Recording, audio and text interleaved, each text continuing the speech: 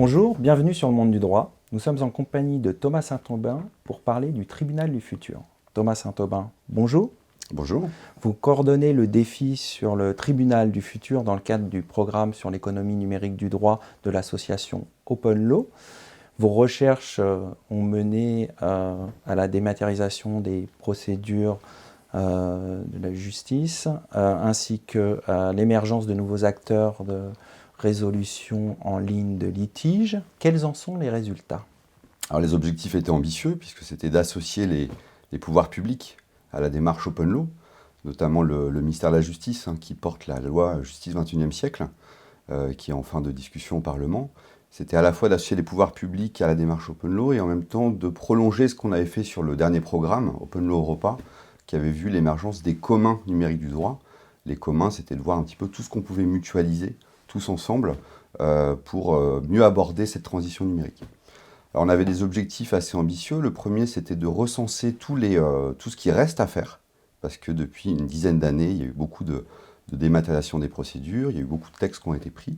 Et du coup, là, aujourd'hui, on a une vision à peu près globale de ce qui reste à dématérialiser, au civil, au pénal, en administratif, une feuille de route à peu près jusqu'à 2025, et qui est portée notamment au niveau européen par le programme e-Justice.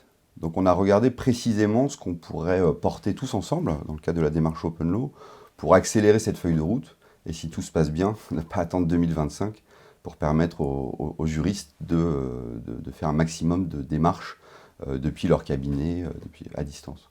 Donc ça, c'était vraiment l'objectif de dématérialisation. Et on a essayé, c'était un des objectifs de la loi Justice 21e siècle, de développer tout ce qui peut concerner le règlement à l'amiable des litiges.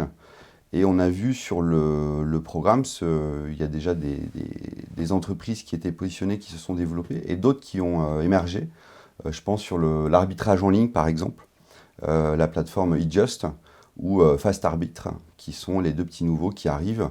Et dans notre famille de la Legal Tech, c'est une autre catégorie d'offres pour les justiciables. Enfin, il y avait un projet qui était plus autour de l'ouverture des données. La communauté du Défi 4 s'est beaucoup investie dans le débat parlementaire, a beaucoup travaillé avec les différents cabinets, avec les différents aussi assistants parlementaires, etc. Il y a eu 2 amendements qui ont été votés ou qui sont en cours de vote. Il y a eu donc, dans la loi Le Maire l'ouverture de la jurisprudence, qui va permettre l'ouverture des décisions du fond. Et d'ailleurs, la suite de ce défi, c'est le programme Open Case Law, donc où l'ADILA notamment et les juridictions suprêmes vont essayer de mettre en œuvre avec Open Law les dispositions de la loi Le Maire. Ça va être un changement considérable dans le monde du droit. Peut-être que ça nous fera évoluer vers un système plus orienté vers la common law, de culture du précédent. Donc ça, c'est en cours d'être voté dans la loi Le Maire. Et le deuxième amendement majeur, c'était les annuaires. Les annuaires des professionnels du droit. C'est passé assez inaperçu, mais c'était le défi 3, le défi 3 le défi 4.3, qui consistait à mettre en open data, c'est-à-dire que tout le monde puisse réutiliser les données des professionnels du droit, pour favoriser plus tard l'accès à la justice et l'accès au droit. Donc ça, c'est aujourd'hui dans la loi Justice 21e siècle, qui sera normalement votée fin septembre au Sénat. Et ça permettra d'ouvrir toutes les données des professionnels du droit pour ensuite faire des annuaires collaboratifs. Et concrètement, un justiciable de chercher l'avocat le plus près de chez lui, et par exemple par nature de contentieux, puisque comme la jurisprudence sera ouverte, on pourra imaginer, je cherche l'avocat qui a eu le plus de contentieux à la Cour d'appel de Bordeaux en propriété intellectuelle. Voilà. Donc des résultats, on est assez fiers, mais c'est pas fini. Par ailleurs, vous participez aux Journées européennes d'informatique juridique. Qu'allez-vous présenter en clôture de ces journées?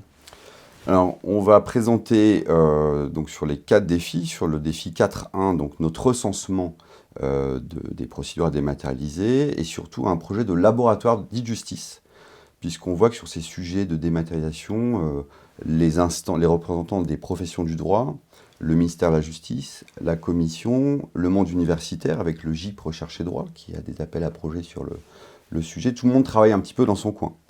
Donc on va présenter ce projet de laboratoire. On a déjà discuté avec la Sorbonne, le CNRS et les Télécom pour créer en 2017 un laboratoire mi-universitaire, mi-étatique, mi-privé, donc un laboratoire un peu d'un nouveau genre, pour effectivement accélérer cette e-justice en France et positionner la France comme un des leaders de l'e-justice en Europe. Sur le défi 2, on a beaucoup avancé sur les questions d'identité du droit. On va proposer de déployer le dispositif France Connect, qui est c'est un peu technique, mais le SSO de l'État. C'est une sorte de Facebook Connect pour les démarches administratives. Et on va organiser un hackathon début 2017 pour déployer France Connect auprès des professionnels du droit. Sur le défi 4.3, c'est essentiellement effectivement le projet d'annuaire des professionnels du droit. Donc c'est un méta-annuaire qui regrouperait toutes les professions du droit. Donc c'est typiquement une démarche open law parce qu'on voit bien que le monde du droit est parfois n'arrive pas toujours de manière unie, et puis sans doute open law peut amener quelque chose là-dessus. Donc le projet de méta-annuaire. Et enfin sur le défi 4.4, effectivement l'idée c'est de présenter un peu cet écosystème émergent en France de la legal tech, des ODR comme on appelle, pour qu'ils puissent se développer ensuite en Europe. Voilà les objectifs. Thomas Saint-Aubin, merci pour ces précisions. Merci.